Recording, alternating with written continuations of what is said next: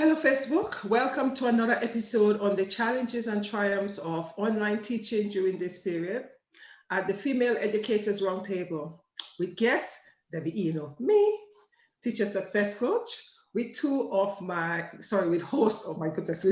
Enoe, teacher success coach, and two of my guests, Julie and Christina. Introduce yourself, please. I'm Christina Stewart. Sorry, Julie. Go ahead, Christina, you go. I'm coming to you from sunny Tampa, Florida, where I teach 9th and 10th grade reading and English 1 and 2, so primarily 14, 15-year-olds. And I'm at a Title I school where majority of my students qualify for free reduced lunch. Amazingly diverse student body. And it's been a challenge, but they're a lovely group of students. So that's my world. Thank you. Hi, I am Julie Hatton. I teach primarily juniors and seniors, 17, 18, college and career prep courses. I also teach dance for 9th to 12th grade, so all high school levels. I teach at a public charter school in Glendale, Arizona, and our community is pretty small. I would say our population is really diverse as well, and it's kind of like a family. Thank you. Thank you, both of you. Today we'll be looking at teachers coaching parents. By that I mean, we know that the teachers themselves were not coached to become online educators. However, some of the teachers had to coach the parents for some of them to understand how Zoom works, etc. I'm not too sure if any of you had to do that, either coach them into how to cooperate with the children or how to get the children on board or any of those things. Have you actually had to coach any of your parents in terms of how the online platform works? Any one of you, any one of you take the change? We really did not, primarily because our students are in high school. Our students do have iPads, so they're used to using technology. So we just had to, we gave them a brief training. We used Microsoft Teams. So they had a day of where they could come on and train. And then of course, once we got started, the teachers showed the students. And then the other thing that we did, we have a system that we use already for parents to be able to access. So they were able to access the grade book, the assignments, all those things. So everything we did online for the students on Microsoft Teams, like the videos that we made or any assignments that we posted, we also posted it on our regular gradebook platform, which the parents are already comfortable using. So they didn't need to go to Microsoft Teams. They could just go to the other platform and pull up videos or assignments for their student. Okay, so the parents already were so accustomed to using those facilities, it wasn't making a difference to them. So which means in terms of, they were not overwhelmed because they know what to do, they know how to use it. Okay, that's interesting. Wow. So which means you've always had your parents actually come along with you instead of, okay. My world was very, very different. We have a lot of parents who are not as engaged. If they're struggling, and especially in the time of COVID, where parents are worrying about where they're going to live. I had students that became homeless during this time, as many people were losing jobs. If you've got multiple children in the home, and you're worrying about how you're going to work with technology, that was a lot to ask of parents. And frankly, if the parents were asking to become engaged and learn how to use Zoom, then I was willing to do it. Now, what I would do is say, I will work with you and your child at the same time. So I wouldn't coach a parent individually. The child had to be there because the child is the one that had to do the work. We also have an online grade book that the parents have always had access to. But again, because we had our parents and our students did not all have access to technology, they did not all know how to use it. A lot of people find that surprising. They all have cell phones, so people think that this generation all knows how to use technology. They don't. They know how to use phones. They don't know how to use computers. And you see it when you see them on a computer, where they will hit the caps lock in order to do a capital letter because they don't know what the shift key is for. Just little things that they just don't know. So I got work back in all kinds of formats. They would take pictures with their phones of handwritten work to turn it into me, because that's all they know how to do. They don't know how to upload a document. They never shown how. So I showed several parents how to use Zoom because they didn't know their kids weren't doing the work. They just didn't know. So it's like, okay, you and your child are going to sit together, and I had to be stern with the kids, with the parents on the call, like, take off the blanket. I need you engaged. Ask me a question. Let's make sure you're paying attention. So the same prompts and cues I would give that student in a classroom. And Julie, I know you've worked with students with disabilities too. You know, they need those prompts and cues I would have to do for the child in front of the parent. But I was just so grateful for the involvement, because not all of them were, and I get it. They had other things that they were worried about. We weren't the priority. So what do you do when you have the parents, the children are not engaging?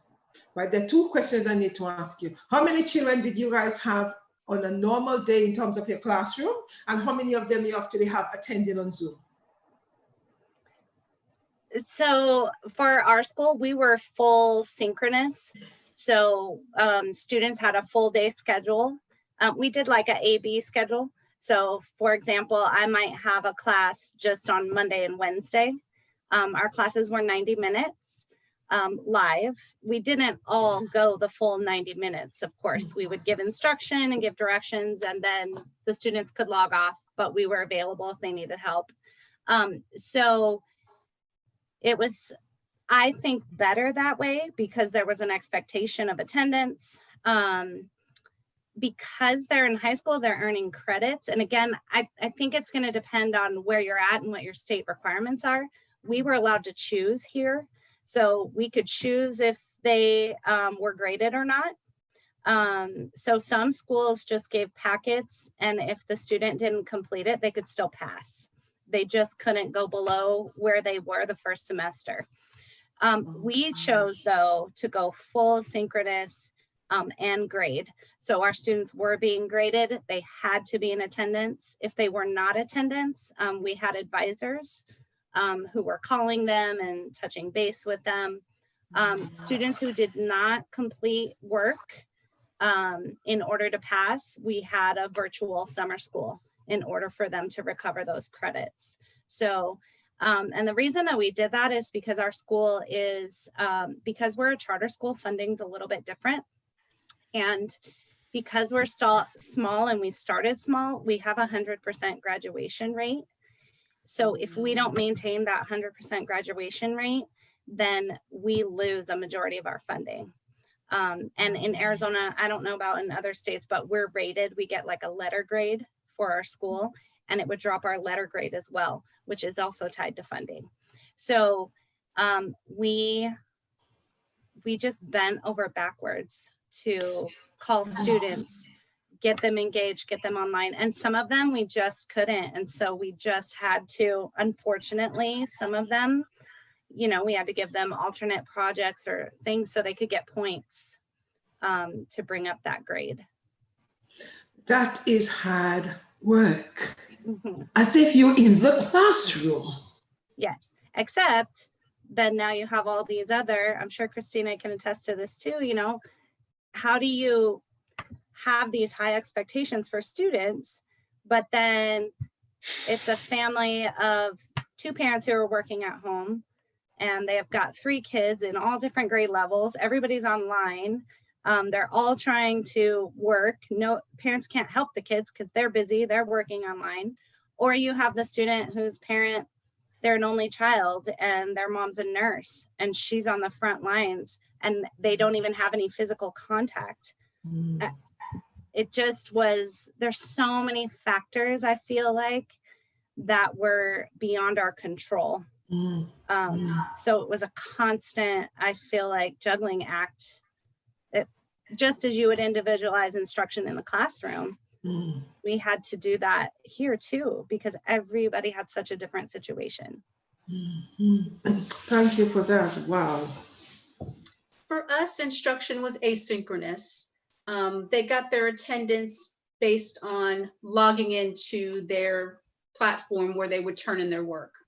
So you could go in and see that they had been on there during the week, and our administrators were basically determining their attendance. So that took that off of our plate.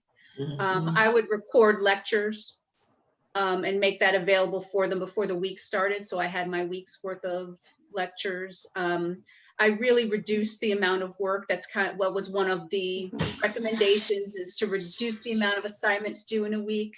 Our school district was really great about getting laptops to students that didn't have technology at home. Our local cable company provided Wi-Fi for free for families that did not have Wi-Fi. They had to wait until they could get it set up, which was often a waiting period, but they did the best they could. But if you had multiple children in the family, there was one device for multiple children. So there were families of 5 students that all had to do work, and one device for 5 children. It was, so I really tried to make it so that they did not have to be on. I always had office hours, so I had office hours available every day.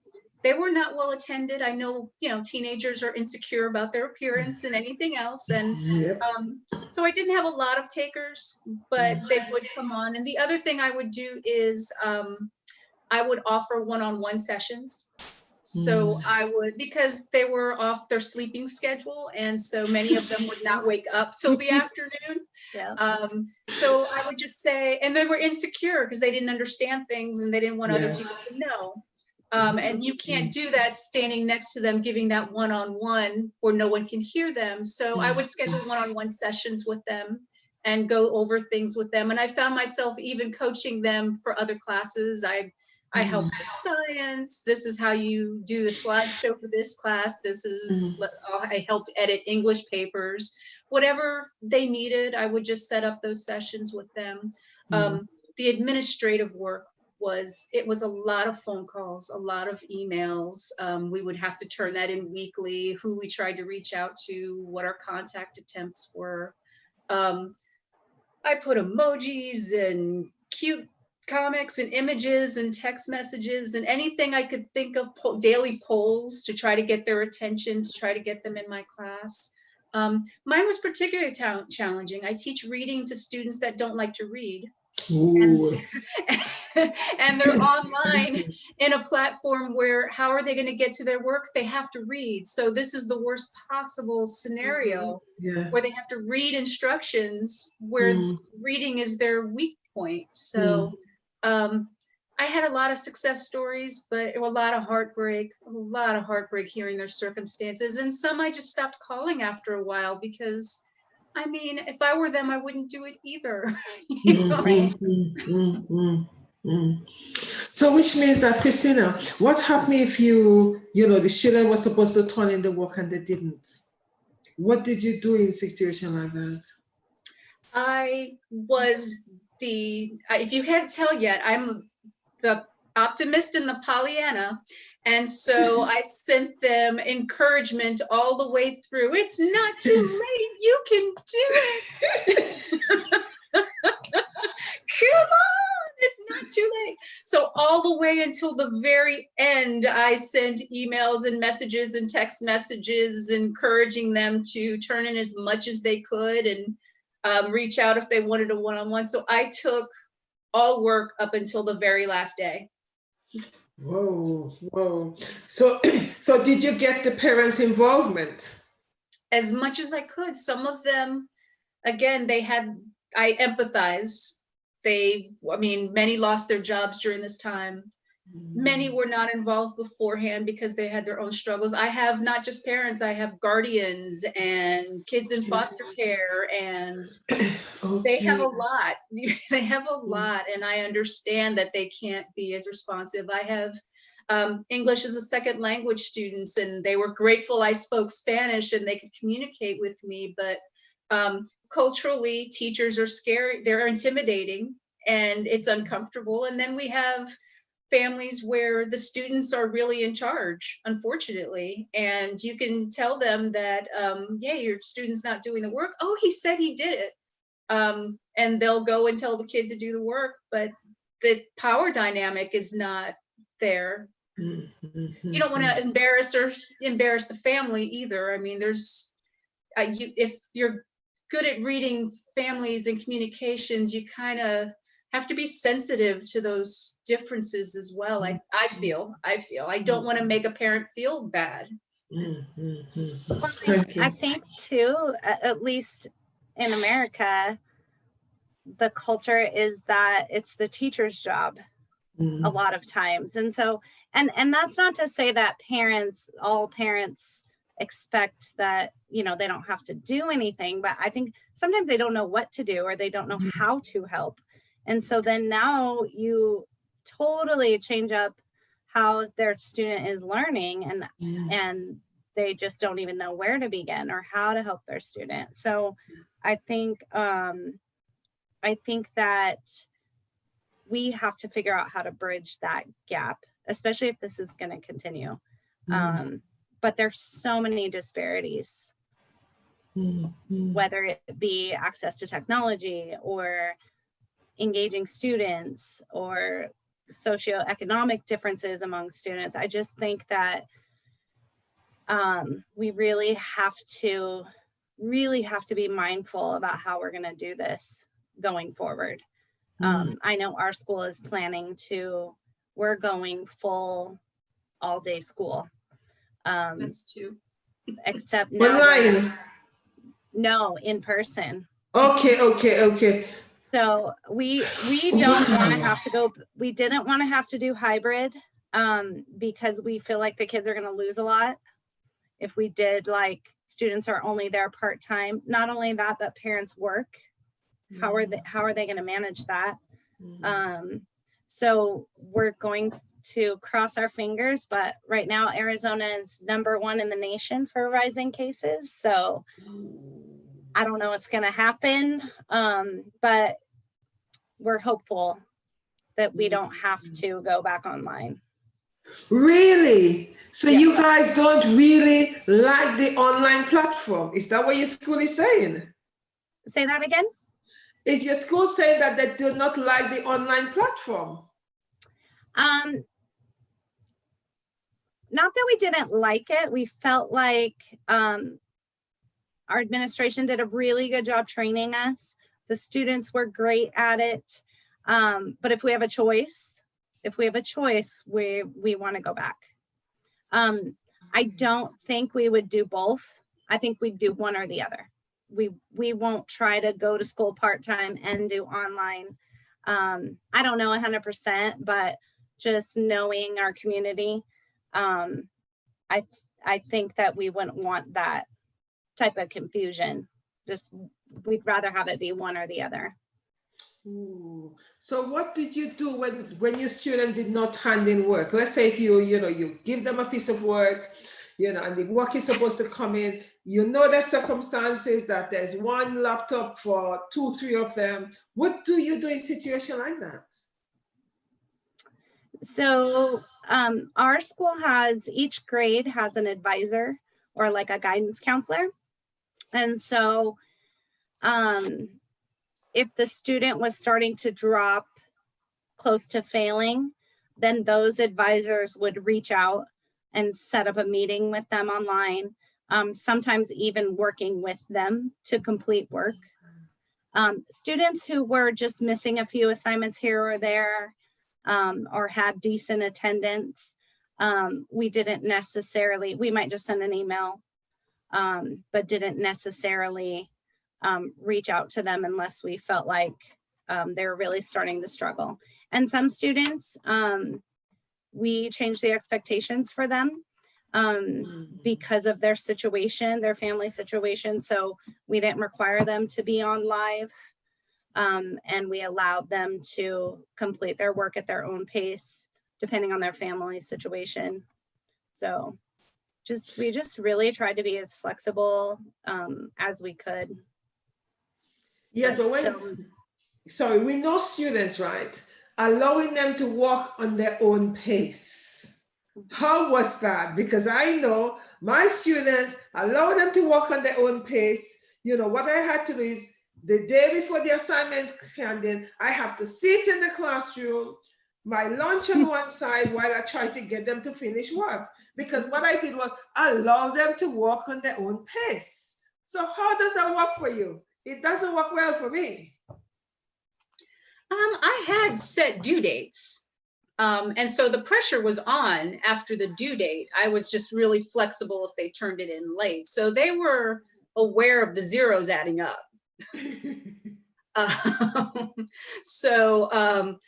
What I did is I waited 2 weeks to put in all the zeros. Okay.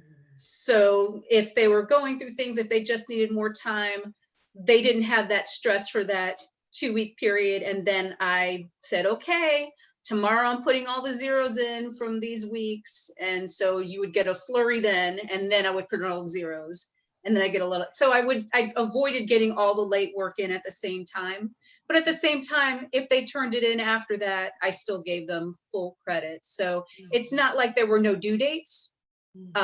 It was just kind of you just got to know the kids well enough to know what's gonna light the fire and get them reading. Yeah. The other thing is, do you think, Julie, I think you're the one that says that you send emails home when the work isn't coming in. But are the parents looking at the emails? Are they connecting it with the children? Sometimes it depends. Again, I feel like our school community is really unique in that this is something we already did.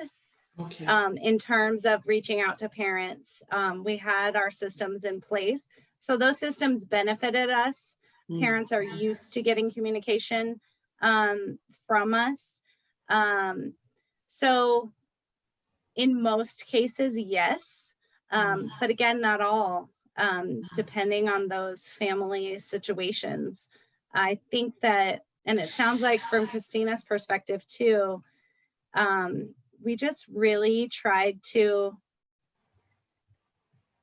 have the students be as successful as possible, given the circumstances. I did the same thing. Just turn it in. I don't care. Just get it done. And I will give you the points, whatever I need to do. One of the things that I loved about being live, even though it was so hard, especially at the end, you know, I would get on and it was like nobody was there. I was just talking to myself.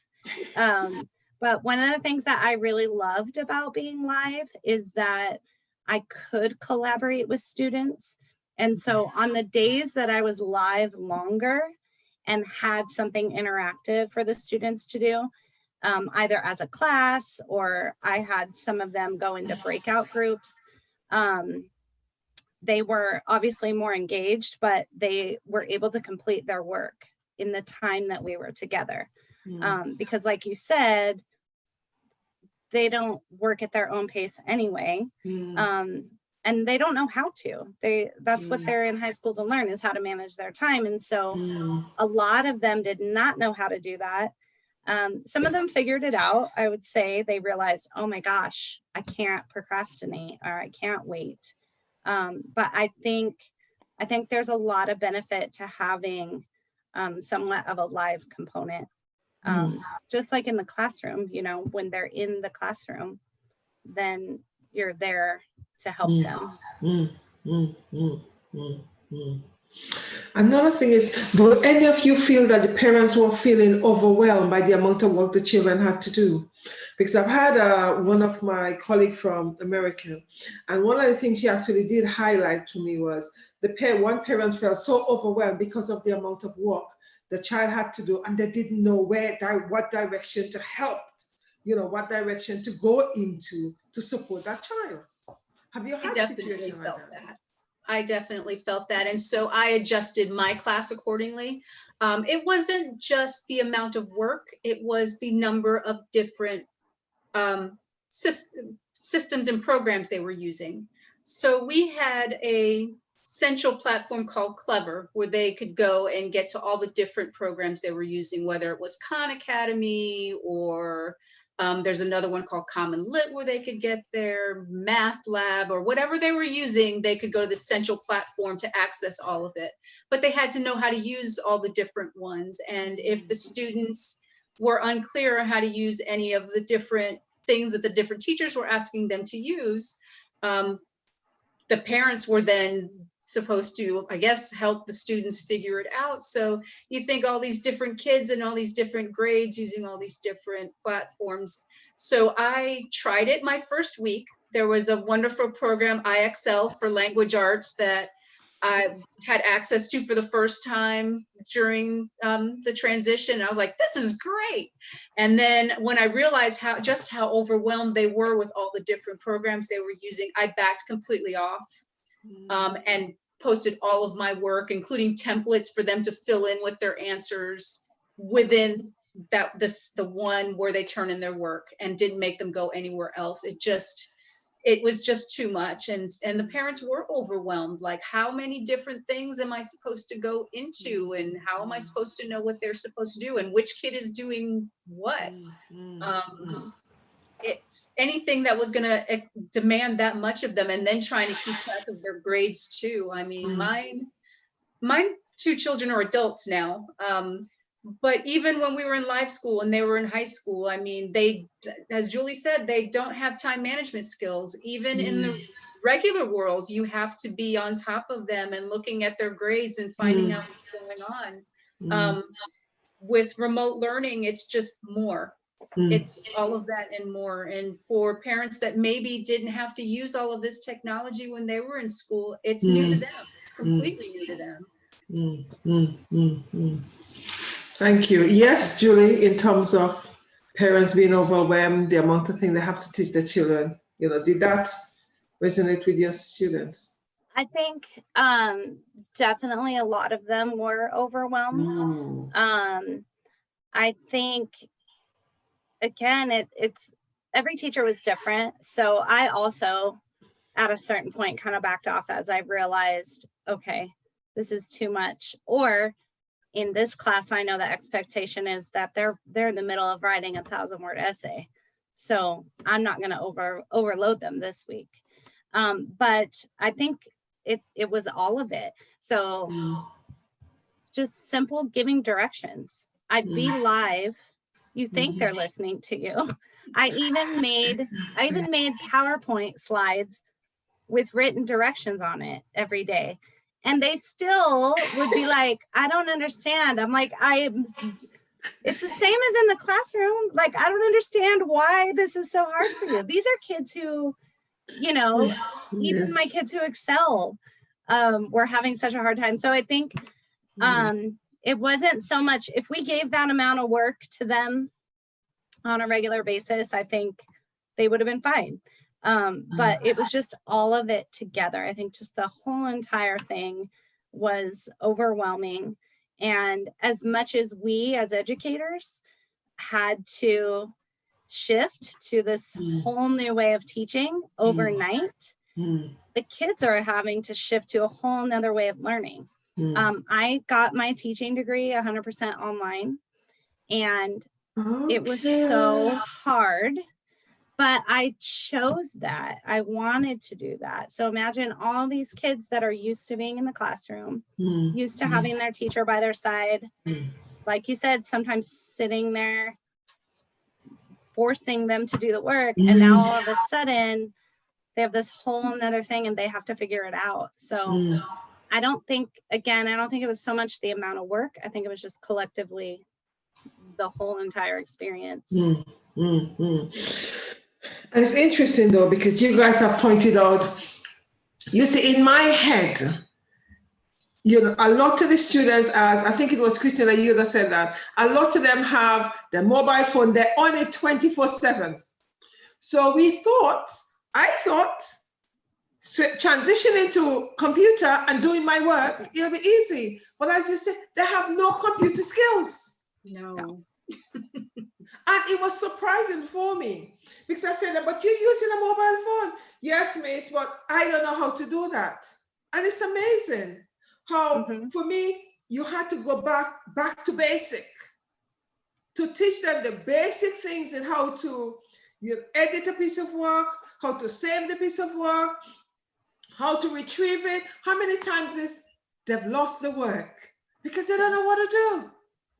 But you see, as educators, for me, I made an assumption because they're always on this mobile phone, I assume that technology, they know how to do it, but they don't. And that was one big eye-opener for me, and it was a real issue because you are constantly getting, I've lost my work. I can't find the work. You know, did you save it? Yes, but I don't know where it is. It's like all of that.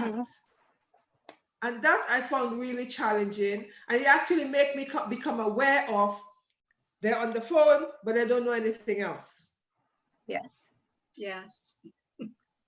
And it's really, one aspect of me found it alarming, another aspect found it frustrating in a little way, because I'm thinking you're always on this phone, but yet still you don't know what to do.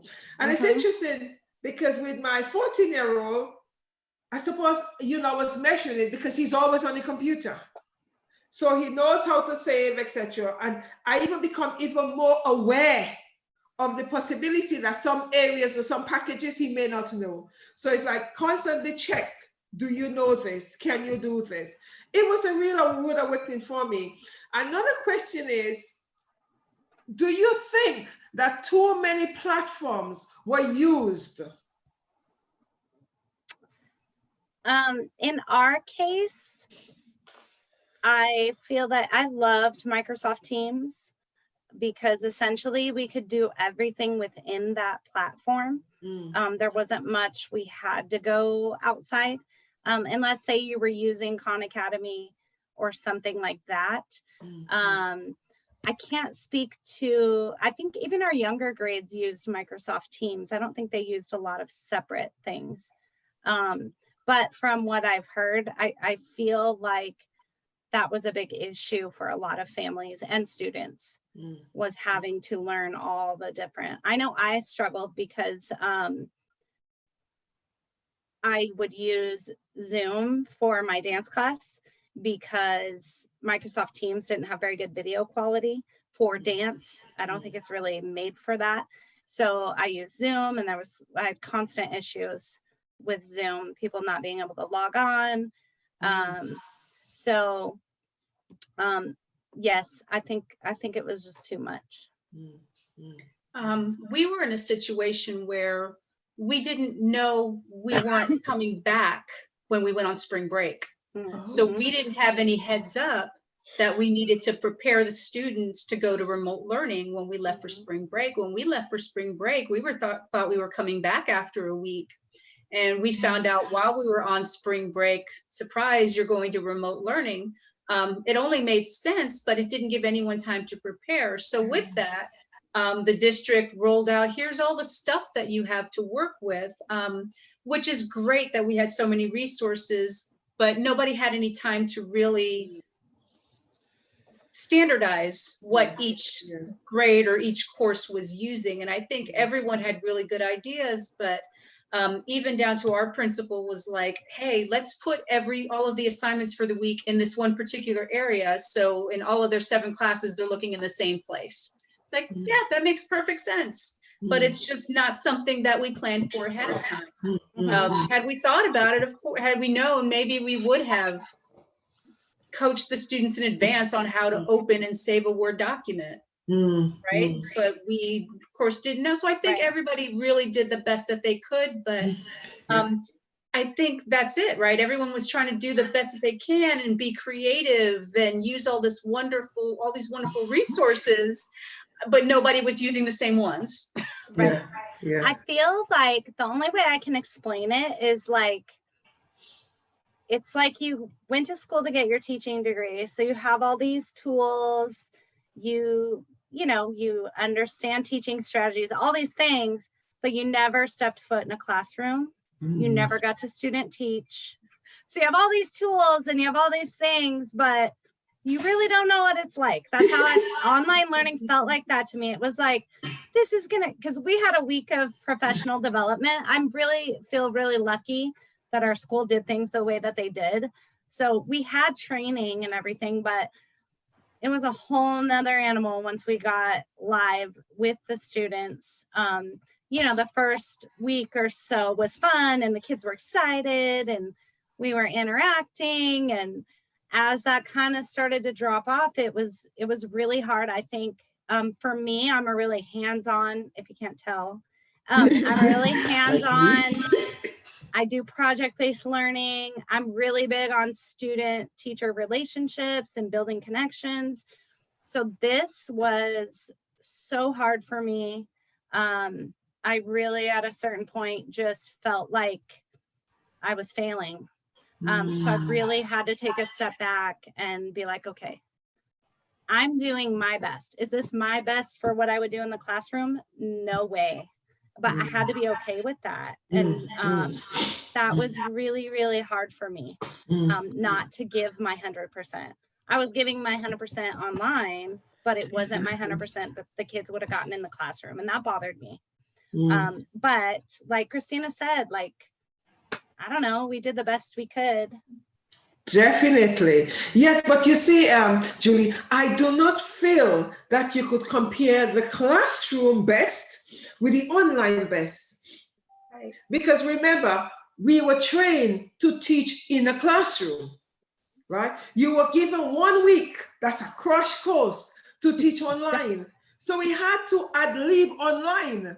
Because for me, it's like, I never really heard about Zoom before because I was not interested. All of a sudden, you are using Zoom to teach. And sometimes you have to share your screen. Hello, that was a challenge. I didn't even know where the buttons were to share screen. You know, and I'm saying, no, it's not shared yet. Okay, well, I don't know. We'll have to try.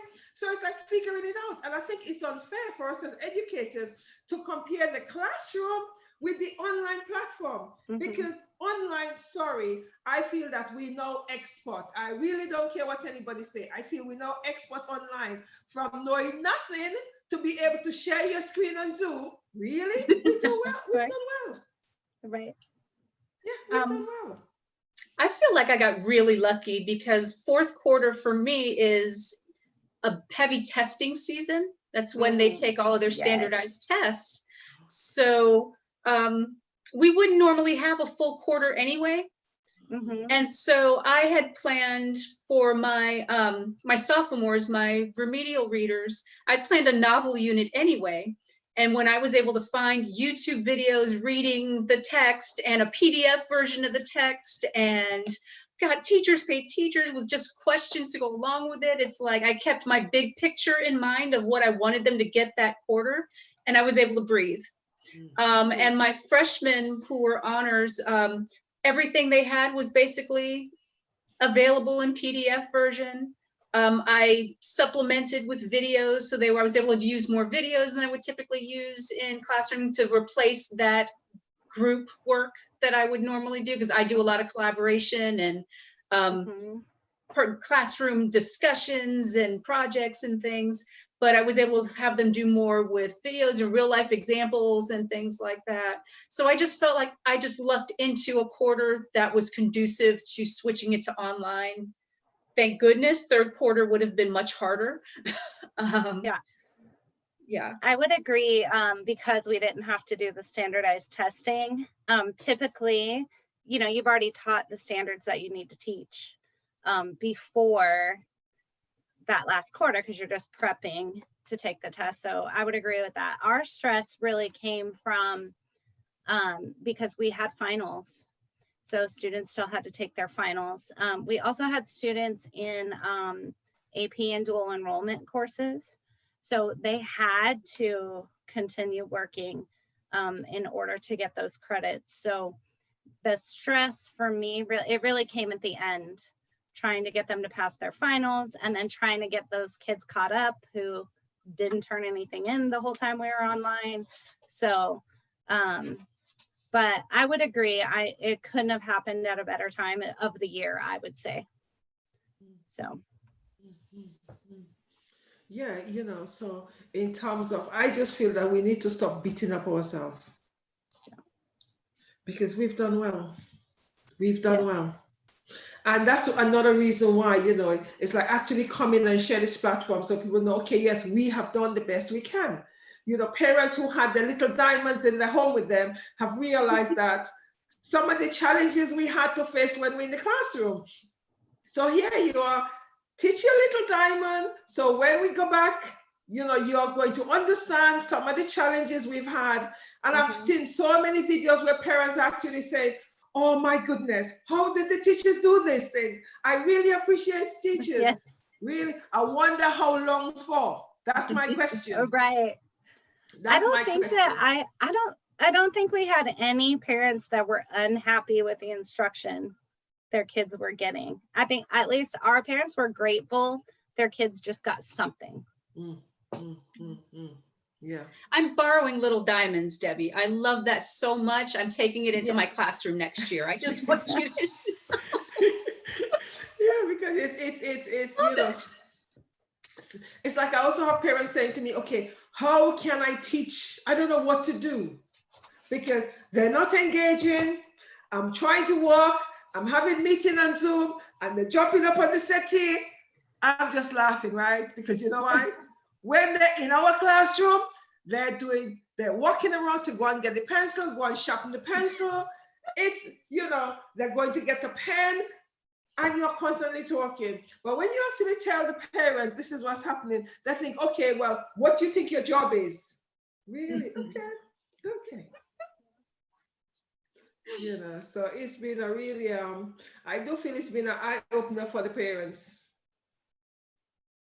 I think as an educator too, and it's something we've talked about as well, is recognizing those gaps in technology. So now we're looking at, okay, what part of this do we want to bring into the classroom? Because there were parts of it that were really great. And I think as an educator, we hopefully are reflecting all the time on our teaching practice. And so for me, it was a really good experience in terms of, am I doing the job that I want to do as a teacher? I don't know about you, but some days I'm like, I just can't do this anymore. I can't teach it. I have had it. But so this was really good for me. It came at a time where I was considering leaving teaching. And it just made me realize how much those kids mean to me. So I'm like, even though it was really, really hard, it just reinvigorated me to get back in the classroom, made me realize what's important, which I think this time has done for a lot of people in general. But especially as an educator, I can't wait to get back in there. Whoa.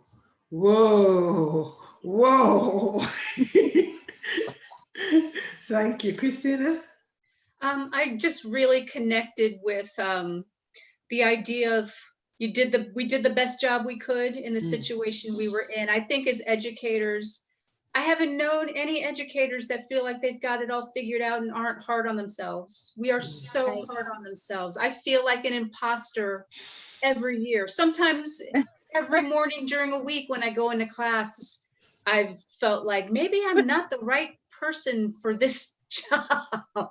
Maybe if they had a better teacher, I wouldn't have behavior issues. And then someone reminds you, no, we actually gave you a class with all of the most challenging students because we knew you could handle it. Exactly. We are so hard on ourselves. And I have some anxiety about next year. Our kids have been out of school now for 6 months. Really? We're going to have, I mean, if you think about it, from March, by the time they go back in August, they don't know how to do school anymore. So, and they've been traumatized. Yeah. And if they had issues at home. So I anticipate having to do, it's going to be a lot of social, emotional. We're going to have a lot of kids acting out. So It's going to take a lot of those behavior management strategies. I think a lot of teachers are really going to struggle next year. I think I'm going to have to bring every tool I have in my toolbox to the table, and I've got some anxiety about it. I'm anxious to bring what I've learned into the classroom, and I'm doing a little bit of planning every day, so when they change how we do things, I'm prepared. But I'm worried for what it's going to look like. I don't think that any school district has planned enough for just how effective. Besides, they're talking about academic slide, but I don't think anyone's talking enough about how emotionally these kids are going to be affected by this. That's it. That's the factor. When we go back to school, that's all, as I said to some teachers last week, for the first month, we'll only be dealing with emotional, mental issue. That's all we'll be dealing with. We would no longer be a teacher for those few weeks. We'll have to be counselors and supporters. You know, education will have to go out the window, because these children, as you say, Christina, they're traumatized, because some of them probably would have lost loved ones. You know, I've seen parents gone off ill. There have been so many issues. There is no way education can be taught straight away. We have to deal with the child first before we educate them. Yes. That's one of the reasons that our school community, they sent a survey out to parents to ask them if they want to return in the fall, what type of a schedule they would like. But one of the factors that went into the decision to come back to campus was what is our number one priority? Is it the social mental aspect of having the kids back in school?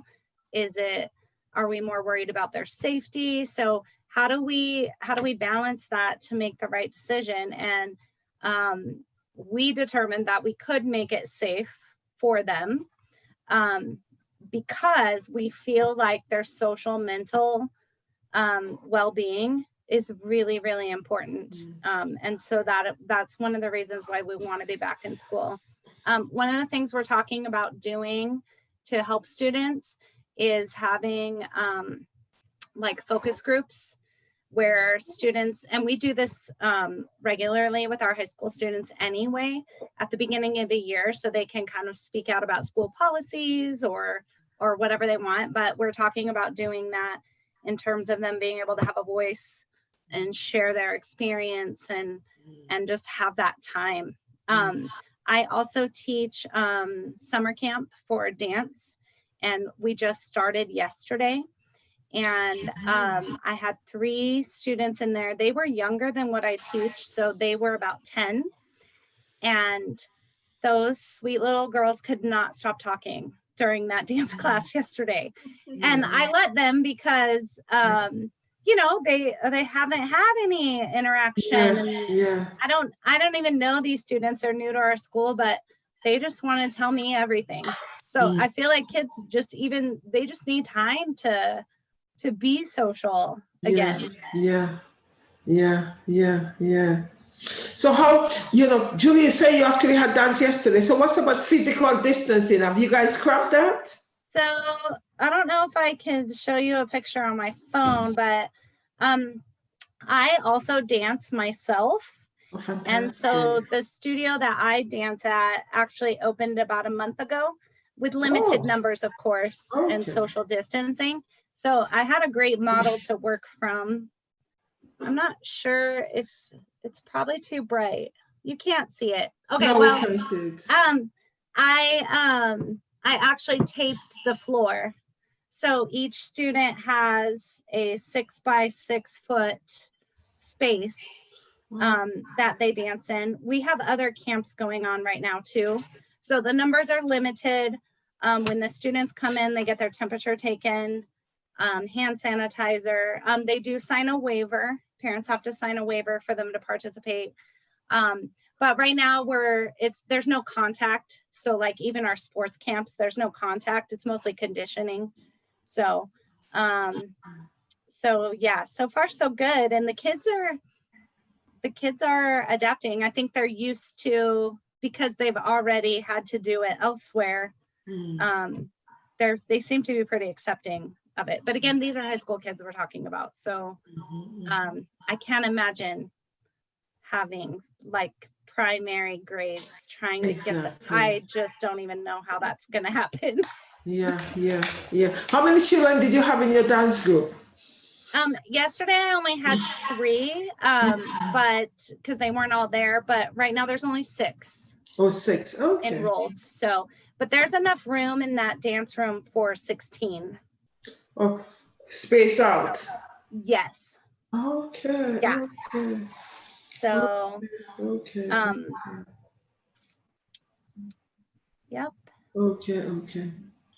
Yes, Christina?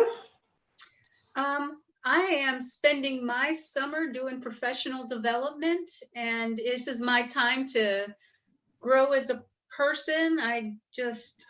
So I am reading books and taking professional development that I want to take, and it is wonderful. And we're even doing a professional book study within the English and reading department at my school, voluntary.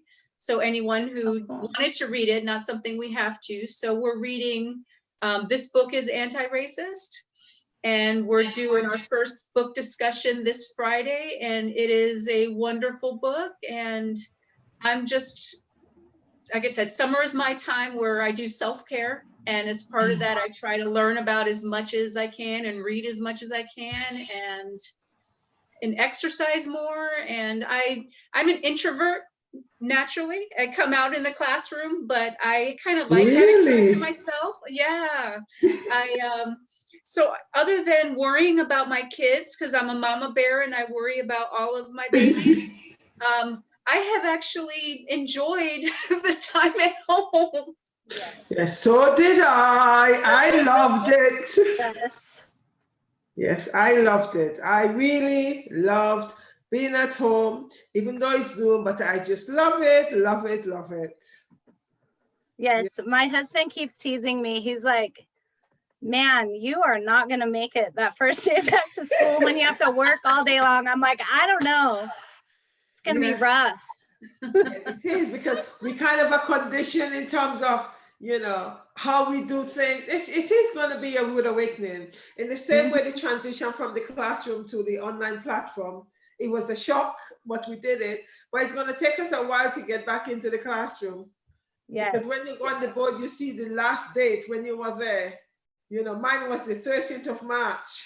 It made me cry. I had to clean up my classroom, and it made me cry because I had my essential question for the final quarter for the classes and the date, and I had everything ready to roll as soon as we got back, and I had to clean up my classroom. I was like, oh God. Oh. I did too. Same thing. My board was all with everything we were supposed to do, and it was hard. I think the other thing that was really hard was because I've been in my community for a long time. And so when I started in our community, I started as a paraprofessional with first grade. So some of these kids I've known almost their whole life. And so our seniors this year were the very first students that I was ever with in a classroom. So they're my children. So having to say goodbye to them and not have graduation and have to say goodbye on the computer, it was really, really difficult. But I also know because our community is so close, it's not like I'm never going to see them again, but yeah, I feel the same way going back in there, and that was hard. Thank you. Have you got any tips for any educators who would be looking at in relationship to coaching their parents being overwhelmed, in terms of getting the students to turn in the work, apart from us sitting there the last 2 days before the deadline, any tips? Positivity and empathy. I think that teachers sometimes, especially if they've been doing it a long time, any sentence that starts with parents should, students should, is the wrong way to start, the wrong way to think about it. And instead just think about what your goal is. And your goal is whatever it is you want that child to learn. And it doesn't matter what the parents should or the kids should. What matters is what you want that child to learn. And just, this is what you have to do so that child learns what they need to learn, and just take it from a place of empathy instead of a place of being so hardened. It's difficult times for everybody. I love that. I really love that. Yeah. Thank you, Christina. Yes, Julie? I would agree with that 100%. Our ultimate goal should always be student success, and whatever we have to do to get there. I would say something that maybe would be helpful would be to be proactive if you can. So if you could offer trainings, again, depending on what platform you're using or how you're doing things, but offering a training to parents that they could attend online, or offering that one-on-one time with them, with the student,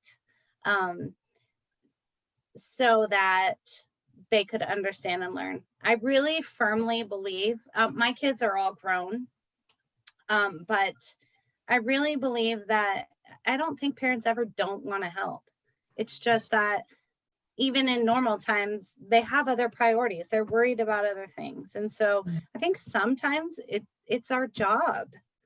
I don't feel like we should look at it as annoying or frustrating. I feel like it's our job to reach out and bridge that gap and help parents help their child, because ultimately they want to. But a lot of them, they just don't know how. Yeah, that is very true. They don't know how. Some, I wouldn't say some of them just can't be bothered reminding us that that's your job. Yes. Right. But some of them do want to help, they want to support the children. But as you said, Julie, they don't know how to do that. So it is up to us as educators to show them how, if we want them to come along.